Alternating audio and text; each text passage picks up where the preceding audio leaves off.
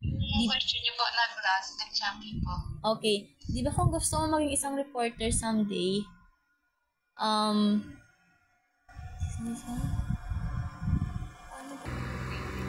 okay, mag-next na tayo.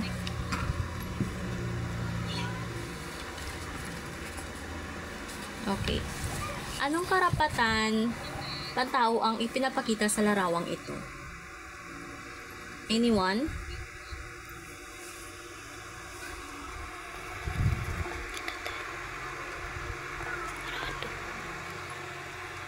Si Mr. Pabelona?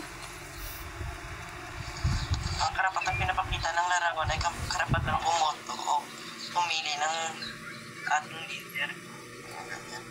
Okay. Ano ang dapat gawin kapag ay nasa tamang edad ka na or 18 years old? Ano ba ang dapat gawin dito? Kung meron ka ng karapatang bumoto, ano bang ginagawa ng mga nasa edad na 18 years old? Okay, Shahara?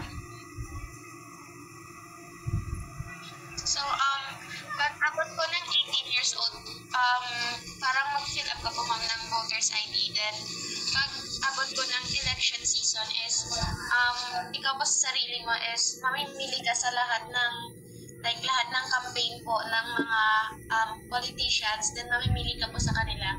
Tapos, if nasa election post ka na po ma'am, dapat po ay hindi tayo magpadala sa mga voters ma'am, or like yung binibigyan ka ng pera para botohin yung isang tao.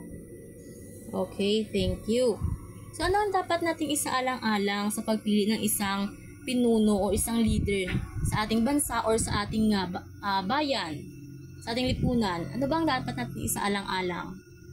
Okay, gusto ko marinig yung boses ni... Sino to siya? Si Ibarjan? Yes po, ma'am. Paano pag-pronounce ng name? Kirby po, ma'am. Ay, okay, Irby. O, sige. So, sa karapatang bumoto po, ma'am, yes, pag nasa tamang edad na po tayo, dapat po na magpili tayo at mag-isip din po tayo ng mga tamang leader na gagabay po sa ating pamayanan at lipunan, pati na rin po ang ating bansa. Dahil po nasa kamay din po natin ang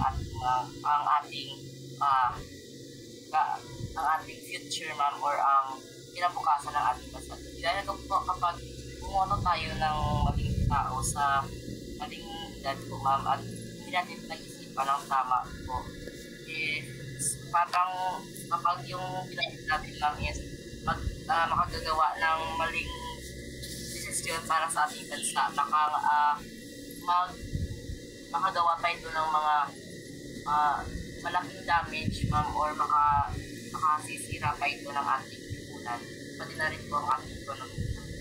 Okay, salamat. So, kailangan natin ibutuhin yung may magandang hangarin para sa ating bayan. Kung kayo ay nasa time na ng pagboto, anong gusto nyong botohin? Yung yung nagbibigay ba ng pera para bilhin yung boto nyo?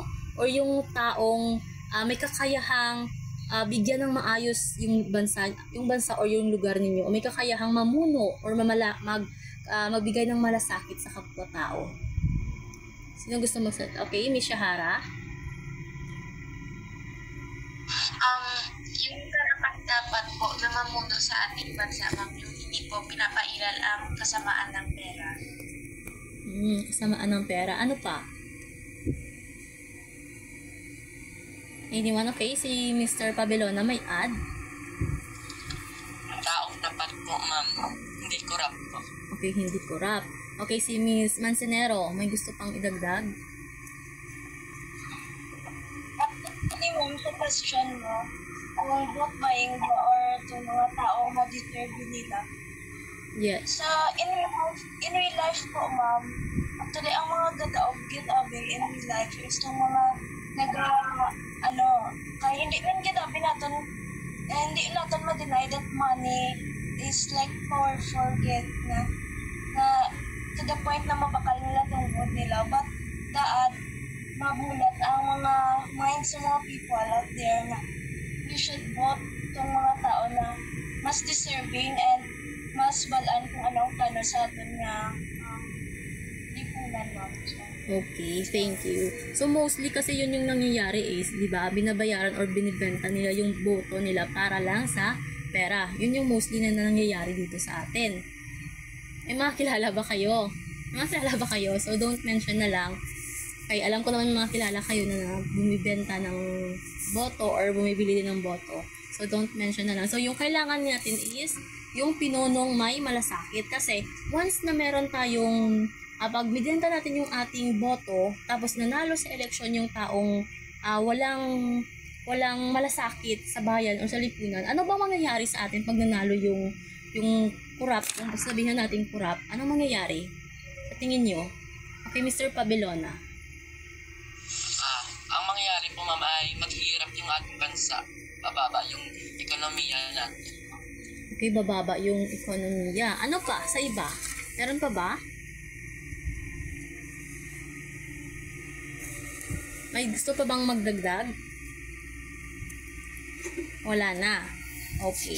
So, ang sasabihin natin is vote wisely. Isipin talaga nating mabuti kung sino yung dapat nating botohin. Kasi, sa ating mga tao, nakasalalay yung lipunan din natin. Kung daig tayo dun sa bayad, yung binabayad ng mga kandidato sa atin, walang mangyayari sa ating lipunan. Tayo din yung maghihirap, di ba? Tama ba?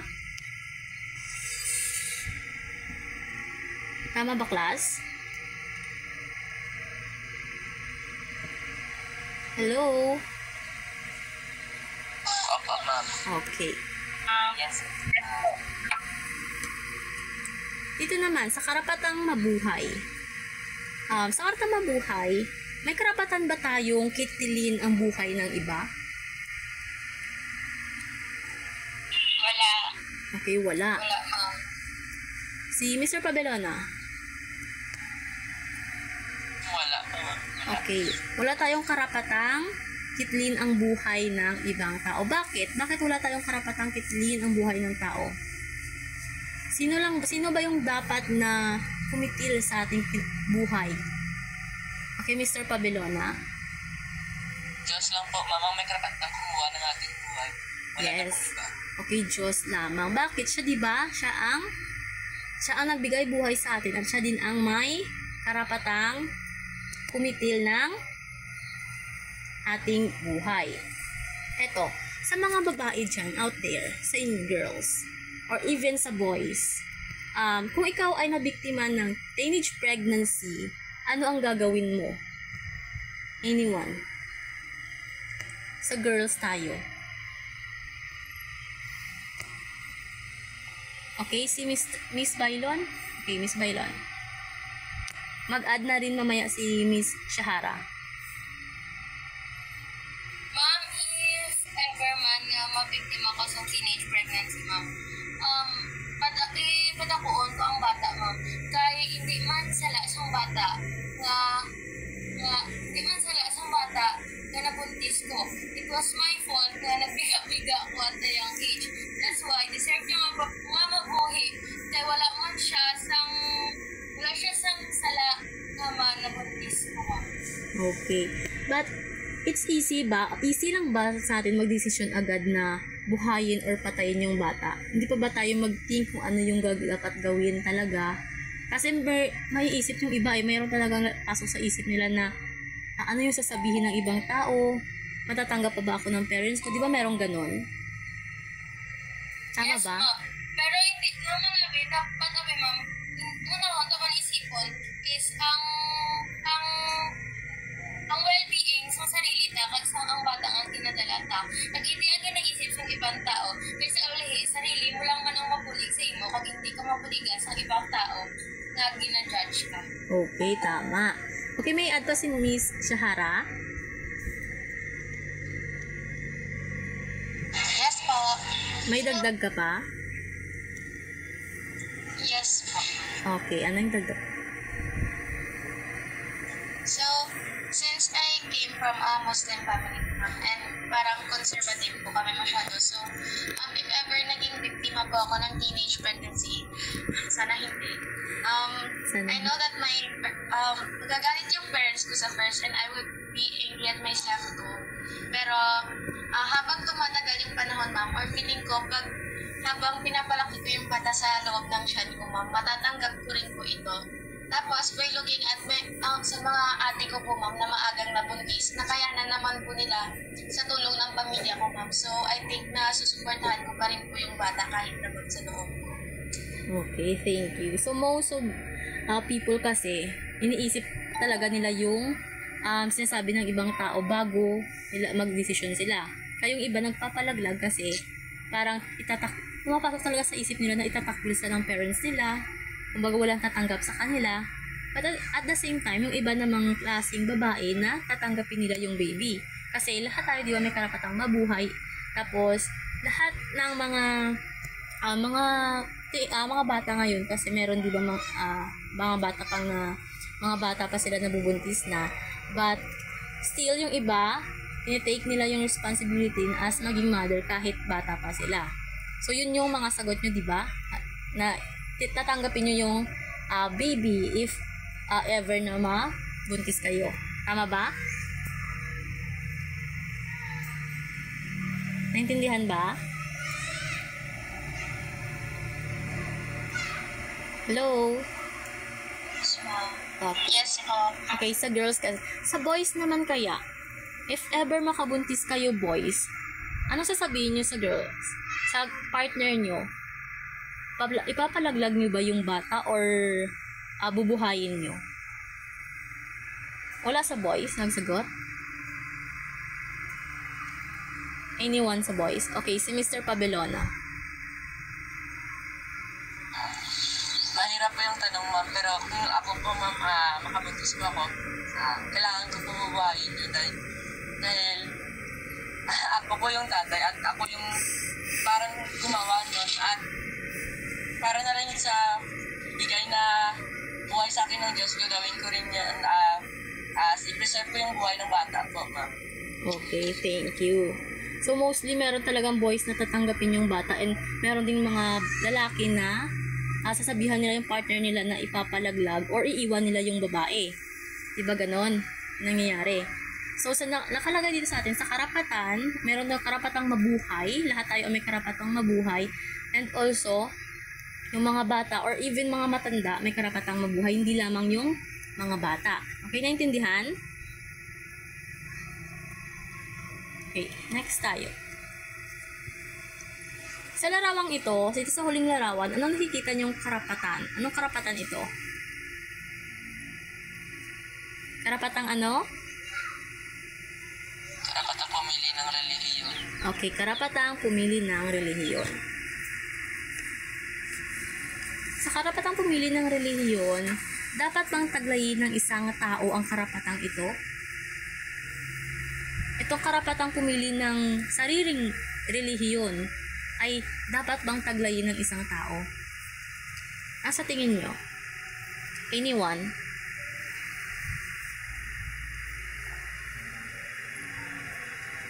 Anyone in class? Wala ba? Magtawag ako.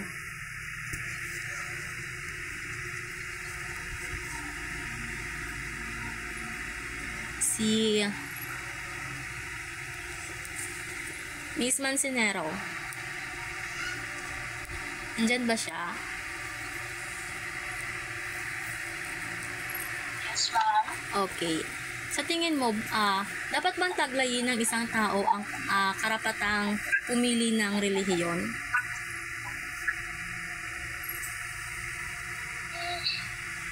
I don't think, ma'am, it's necessary na mag-pili kung saan on religion na, pero may sinabi na, ma'am, pero sa akin, I think it's not necessarily basta you have your faith lang yun, ma'am. So, Okay, thank you. So, para sa'yo, hindi siya totally sabi na pumili ng reliyon. Kung saan ang nakikita mo si God, tama ba? Nakikita mo si God, dun ka. Even, iba-iba kasing religion, iba-iba yung tinuturo sa simbahan. Pero, kung ikaw, ang pipiliin mo ay kung saan mo nakikita talaga ang Panginoon. Tama ba yon? ma'am. Okay. Kung taglay mo tong karapatang ito, ano ang dapat bang isaalang-alang? kung meron ka ng relihiyon na pili, ano ang dapat mong isaalang-alang? Anyone? Kay Mr. Pabelona. Dapat natin sa alang-alang kung ano ang paniniwala ng relihiyon na iyon po, ma'am. Okay. Okay, thank you.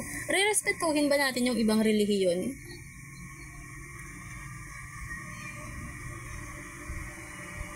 Re-respetuhin ba natin? Okay. Anong gagawin natin sa ibang relihiyon?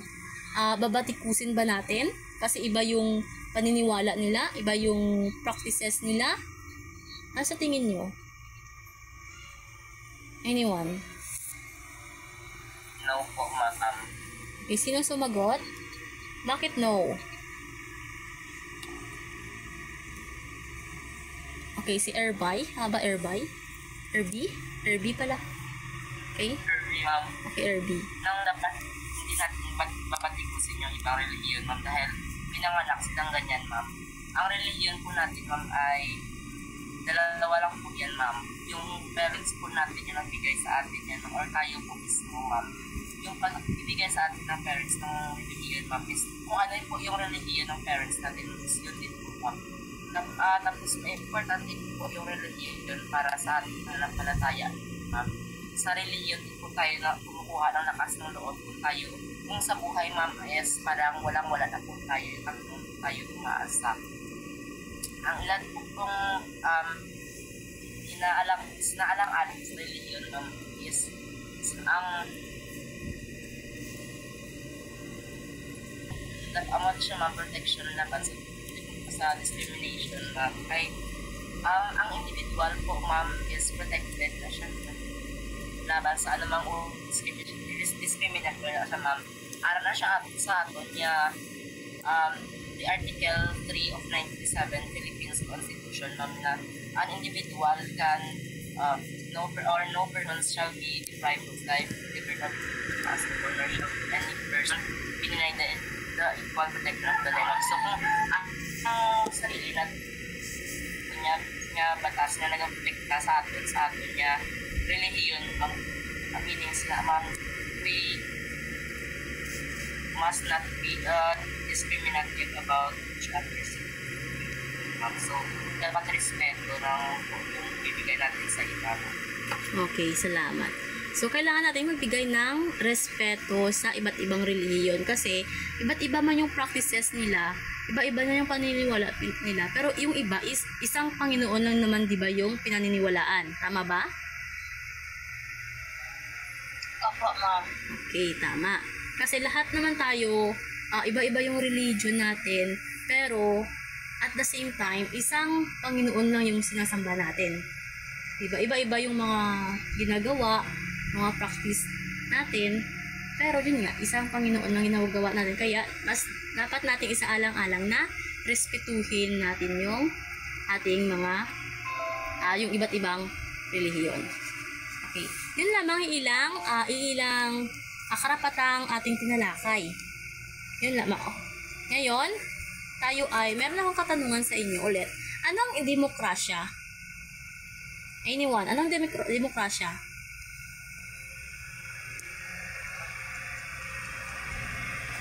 Okay, Miss Mancinero.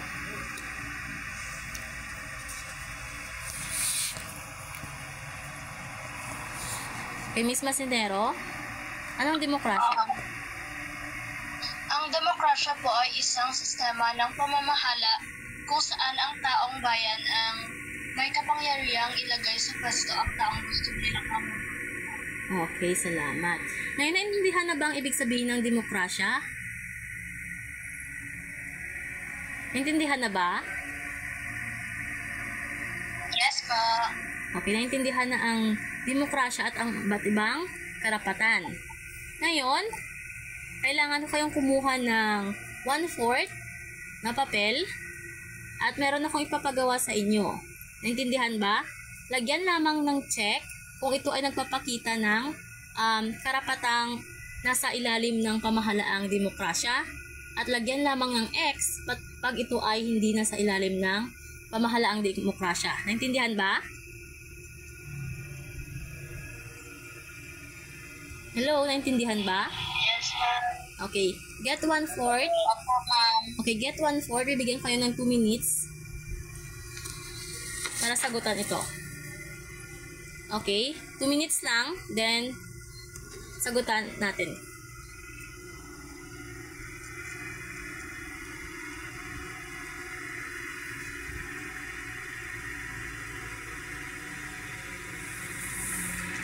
Lagyan lamang ng check pag ipinapakita dito ang mga karapatang ito nagpapakita sa pamahalaang demokrasya ba.